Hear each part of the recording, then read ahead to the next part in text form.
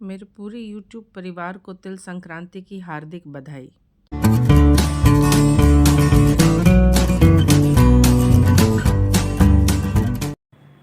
आप सभी दर्शकों का स्वागत करती हूँ मैं अपने कुकिंग ब्लॉग में।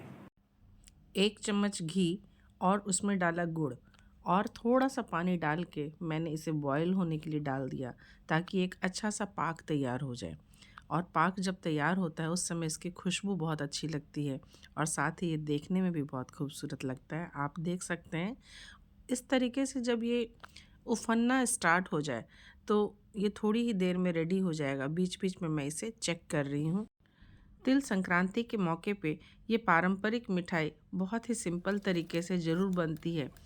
मकसद ये भी होता है कि इस तरीके से गुड़ डाल के जो मीठा बने वो बहुत ही हेल्दी होता है और शरीर को गर्मी पहुंचाता है।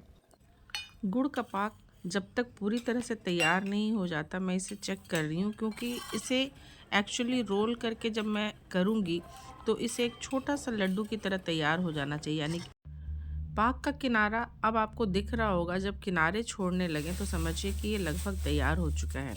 और इसीलिए अब मैंने सारी तैयारियां कर ली है। मुझे जिन जिन बर्तन में बनाना है उसे इकट्ठा कर लिया है और मैंने आंच कर दिया है बंद। और फ्लेम बंद करने के बाद मैं इसमें ऐड कर रही हूँ मूढ़ी। मूढ़ी की लाई बनाना शायद सबसे ज़्यादा आसान है।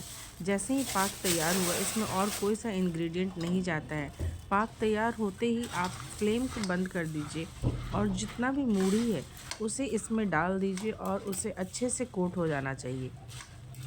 इस समय मैंने आंच बंद कर दिया है और इसे मिला रही हूँ। इसमें थोड़ा सा मूढ़ी और डलेगा तो मैं 1 गिलास के करीब इसमें और मिक्स कर देती हूँ।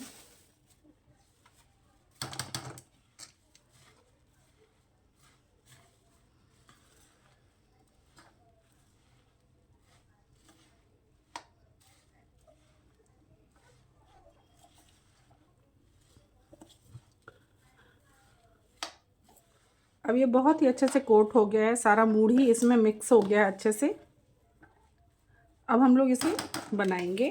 इसके लिए इसके लिए 2 तरीका है कि मैंने अपने हाथ में थोड़ा सा पानी लगा लिया है और इसे मैं ऐसे करके बांध दूँगी, छोटा छोटा या जो भी साइज़ आप चाहते हैं। और मूढ़ी के लड्डू के साथ ये होता है, मूढ़ी के लाई के साथ ये होता है कि जनरली आप इसे जब बनाएं ना तो आप जिस बर्तन में मूढ़ी रख रहे हैं उसी में रखेंगे तो बेहतर होगा, तो ये अच्छे से फॉर्म हो जाता है। तो फॉर एग्ज़ाम्पल जैसे मान लीजिए मैं इसमें रख रही हूँ ताकि ये बाद में अच्छे से कोट हो जाएगा थोड़ी देर में। और बाकी जो है इसे मैं इसमें जमा दूंगी। यहाँ मैंने कुछ प्लेट्स निकाल के रखे हैं, इसमें मैं जमा दूंगी।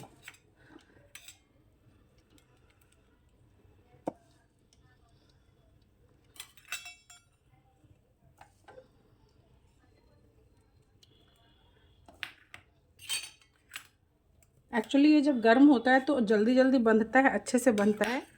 और ठंडा होने से थोड़ा सा प्रॉब्लम होने लगता है। तो आप इसे इस तरीके से जमा देंगे यदि इस तरीके से तो ये अच्छे से निकलेगा थोड़ी देर में। जैसे मैंने इसमें जमा दिया। इसमें ऑयल लगाने की कोई ज़रूरत नहीं है, क्योंकि और थोड़ी देर बाद जब आप निकालेंगे ना, इमीडिएटली निकालने से तो ये टूटेगा। जैसे मैंने अभी निकालने की कोशिश की तो ये टूट रहा है। तो इसे हम लोग पहले भर देंगे और बाद में इसे 2 से 4 मिनट के बाद हम इसे वापस करेंगे।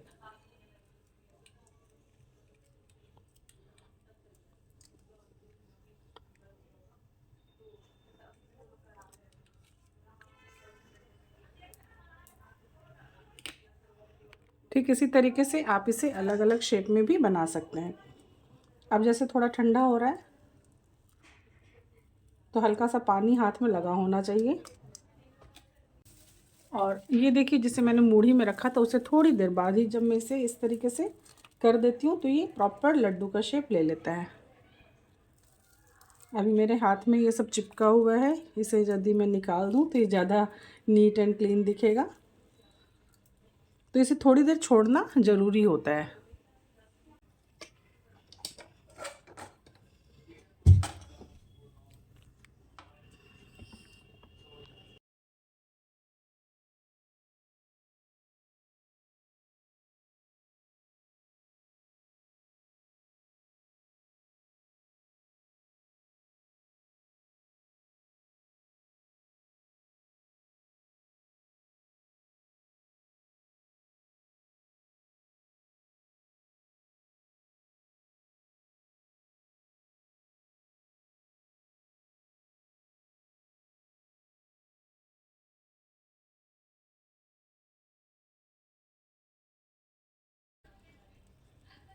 और जब ये ठंडा होने लगे तो इसे वापस थोड़ी देर के लिए चढ़ा देंगे, तो ये गर्म हो जाएगा और अच्छे से बंधना शुरू हो जाएगा। अदरवाइज़ जब ठंडा हो जाएगा ना तो ये बंधना थोड़ा सा मुश्किल हो जाता है।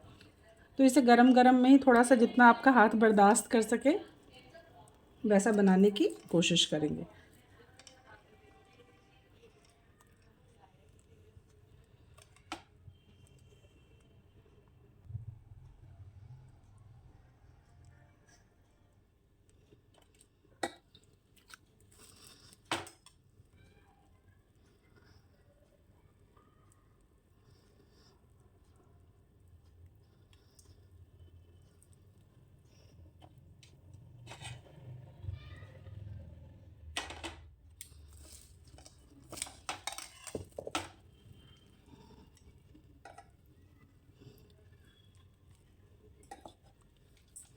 हाथ में थोड़ा पानी लगा लेने से ही अच्छे से बनता है।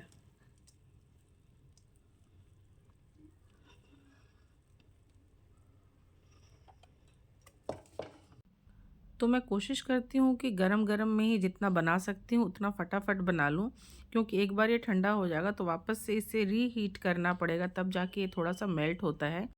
तो थोड़ी सी मात्रा में यदि आप बना रहे हो तब तो ये अकेले मैनेज हो जाएगा आराम से, लेकिन यदि आप ज़्यादा मात्रा में बना रहे हैं तो घर के और सदस्यों को भी इस काम में लगाना पड़ेगा और उन्हें भी बहुत मज़ा आएगा ये गोल गोल मूढ़ी के लड्डू बनाकर, जिसे हमारी तरफ मूढ़ी का लाई कहते हैं।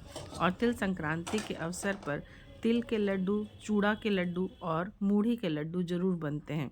बच्चों को भी पसंद आते हैं, पारंपरिक मिठाई है और मेरा तो कहना है कि ज़रूर से इन पारंपरिक मिठाइयों को बनाना चाहिए, क्योंकि इससे बच्चों में भी एक समझ जागृत होती है कि किस फेस्टिवल में कौन सा चीज़ बनता है और वो अपनी संस्कृति से, अपनी परंपराओं से जुड़ते हैं। तो कैसी लगी आप लोगों को मेरी रेसिपी? यदि पसंद आए तो लाइक कीजिए, सब्सक्राइब कीजिए, हाइप कीजिए और फिर से विज़िट कीजिए मेरे चैनल पे। Thank you so much for watching my video. तो चलिए अब लास्ट में मैंने जो बर्तनों में जमाया हुआ था ये मूढ़ी के लाई को, उसको भी निकाल लेते हैं और ये बहुत ही आराम से निकल जाता है, कोई दिक्कत नहीं होती। तो जो लोग लड्डू जल्दी जल्दी बांध नहीं सकते उनके लिए ये तरीका अच्छा है कि वो किसी बर्तन में, किसी कटोरे में, किसी प्लेट में इसे इस तरीके से जमा दें।